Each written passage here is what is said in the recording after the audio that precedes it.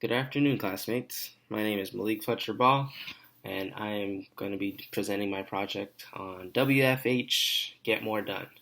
So, before I start, I'm going to explain what WFH stands for. As you can see on the presentation, W is work, the F is from, and H is home. So, work from home, get more done.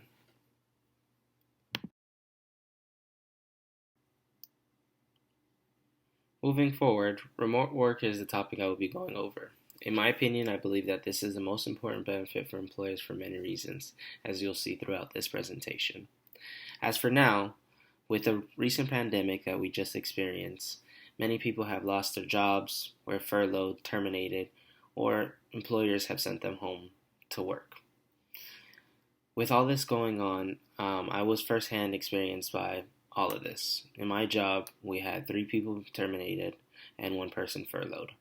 Many of them did not want to come back, and honestly, if they had offered us an opportunity to work from home, I don't think anyone would want to be coming back to their positions.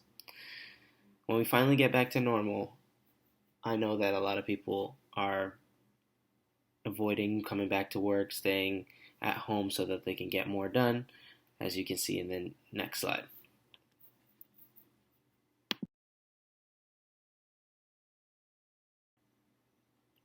With everything in life, there's always pros and cons. I'll be going over the pros and cons for working from home.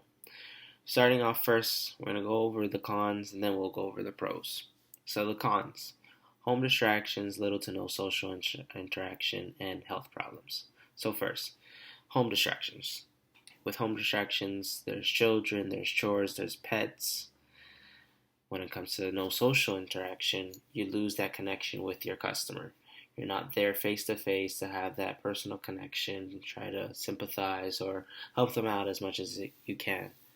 And then health problems. Health problems such as text neck. Text neck is a term that I like to use when you're on your laptop for extensive hours of time, or you can go into maybe even depression or just being unhappy at home.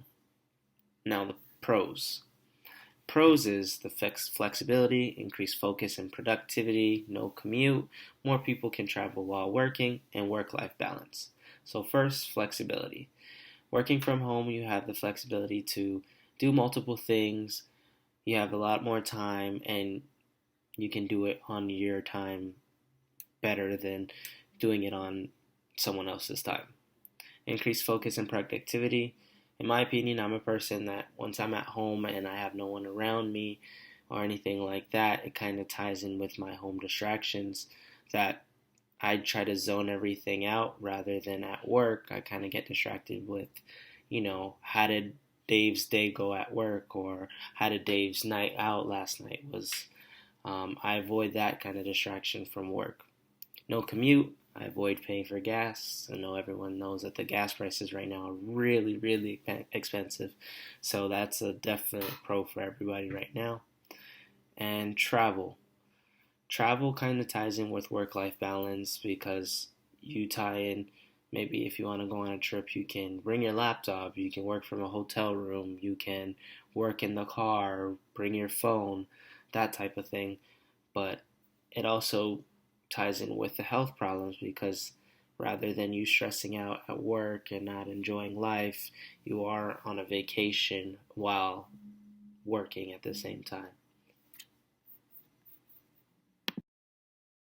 Cost implications of remote positions. Working from home can be more expensive for some businesses. Such things like technology, supplies, maybe a space to work, and salaries. So, going over to technology. Technology such as cell phones, laptops, paying for Wi-Fi, anything like that can definitely add up. Salaries.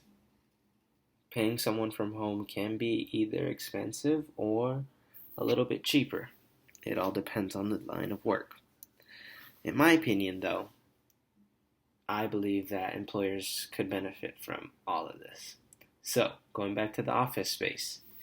Office spaces can rent from anywhere from $2,500 to $3,500 a month, including all the utilities or anything like that.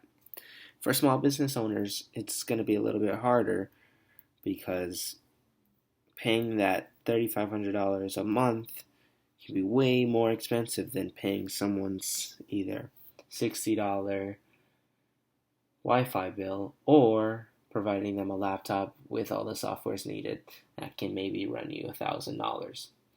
And with these laptops, they're all chipped and personalized to your company so that if somebody either tries to steal it or try to run away with it, they cannot, because it'll be blocked and locked forever from your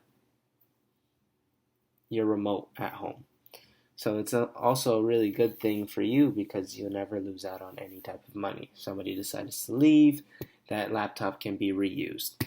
And rather than that reusable $1,000 laptop, the rent, $3,500 or $2,500, cannot be reused. That is a constant payment that you have to be making every single month and always on time. So, yes, I know sometimes it can be scary for employers to think about the money aspect of people working from home, but in my opinion, I think it's beneficial, way more beneficial than having an office space where they drive and commute and they get depressed on their way to work and they're just overall unhappy driving to work every day.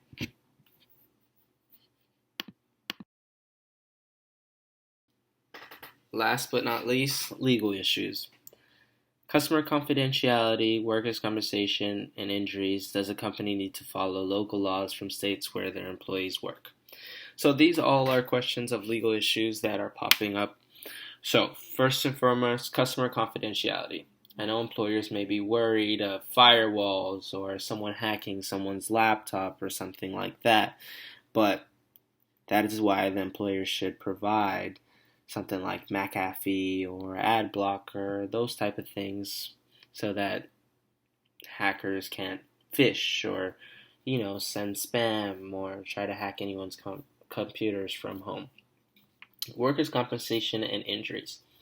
So I know employers may be worried if something happens while they're at work, at home, but in that case, workers will be covered even if they're at home and on the clock. I know it's going to bring up issues of what were they actually doing during that time while they were on the clock, but nonetheless, we have cameras on these computers, and if they were really working, they should be nearby a computer or, they would have some evidence to back up how they got hurt, technically. Lastly, does a company need to follow local laws from states where their employees work?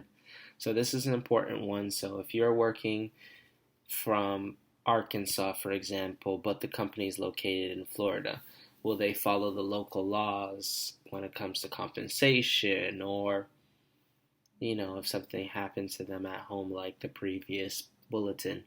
Absolutely. If they are working from Arkansas but they follow Florida laws, they will follow Florida laws. They will be paid accordingly just like anyone would be paid in Florida. And anything that happens to them would be justified and taken care of accordingly to that law.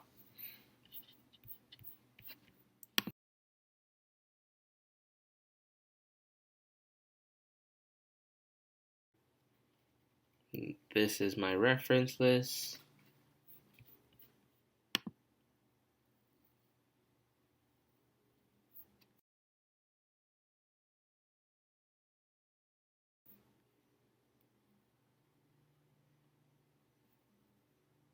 And thank you. I actually posted this on my actual YouTube channel, so if you guys want to go ahead and check out any videos on there, please feel free. Make sure you like, share, and subscribe, and thank you.